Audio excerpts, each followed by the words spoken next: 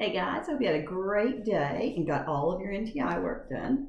So yesterday, remember, Garth and Ralph made a plan, and they were going to return, or Ralph was going to return the watch so that Garth could give him back his motorcycle. All right, so chapter 9 is called A Dangerous Plan. I'm looking to see if that might be no, there's a chapter, no, it might be it's a really long one, but it might be the last one of our book.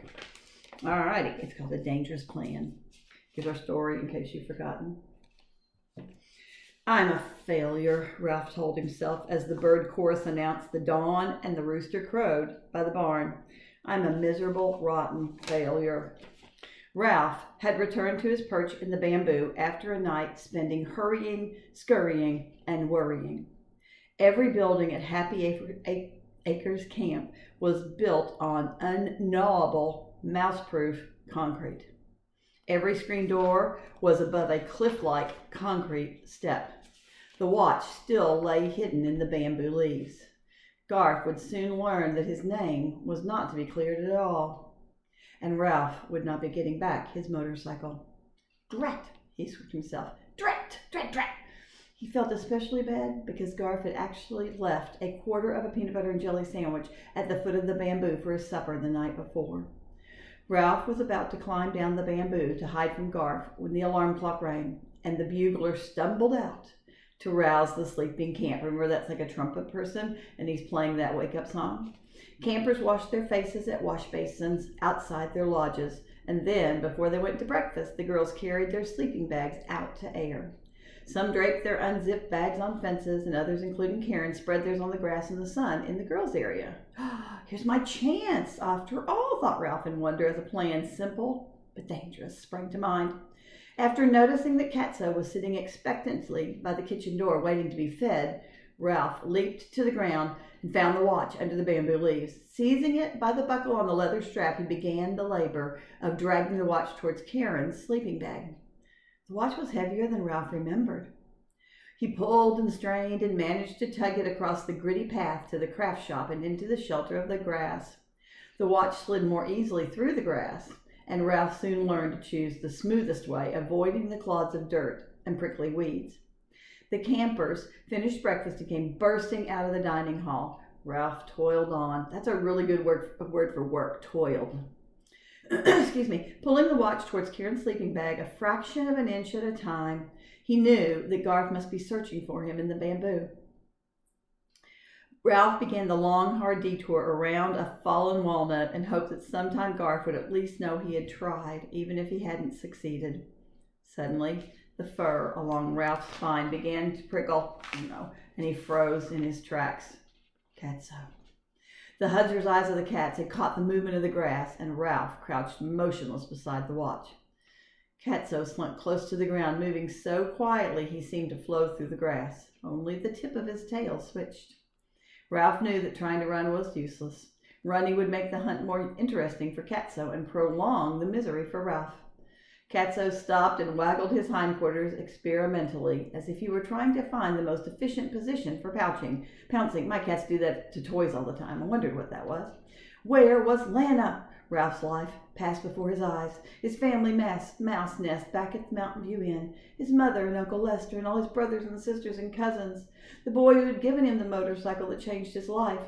The cage in the craft shop. Chum, Garth. Catso crouched even lower and waggled his hindquarters once more in preparation to pounce. Ralph's eyes were distracted from Catso by Sam, who trotted purposely across the grass. Ugh, if one doesn't get me, the other will, thought Ralph. He tried to shrink even smaller beside the watch. Surely a dog would not want to crunch a watch beneath its teeth. Sam growled deep in his throat. Distracted, Catso stopped wiggling. He glared at Sam. "Are you going to get me in trouble?" said Sam. Catso stood up, arched his back, and appeared to double in size.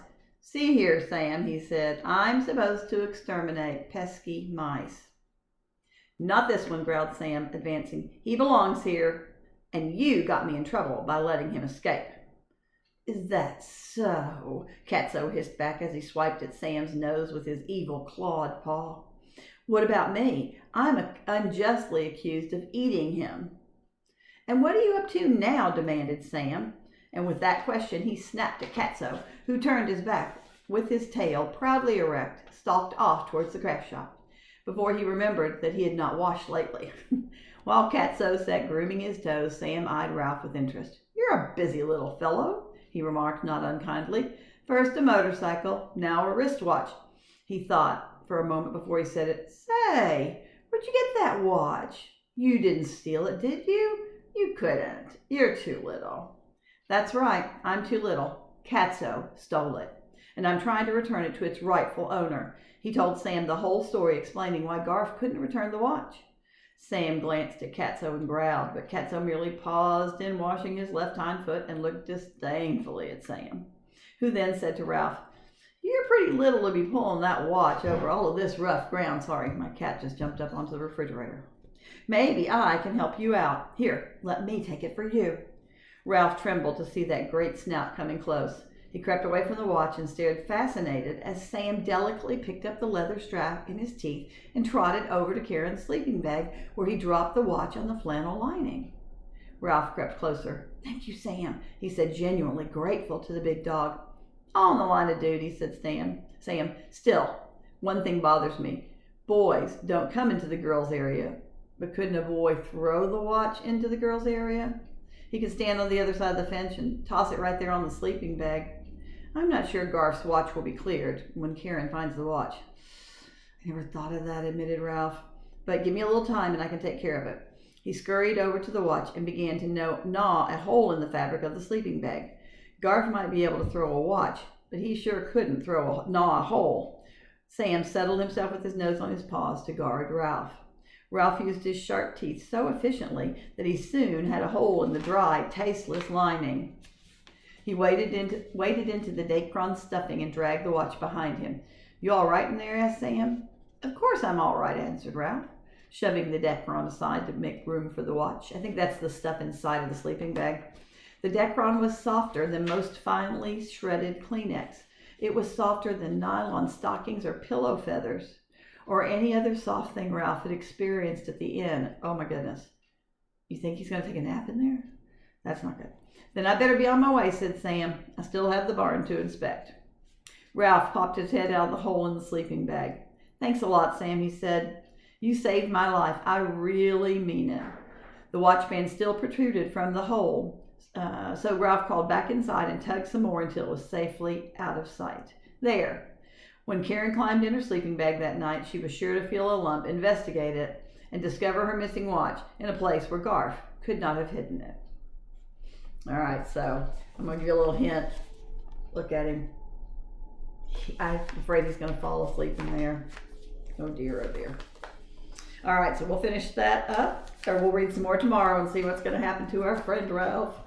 I wonder if he's going to get home, or I kind of wonder if he's going to go home with Garf. I wish he would go home with Garf, I think so. Have a great evening, and join us back in the morning for our virtual morning meeting. Love you guys.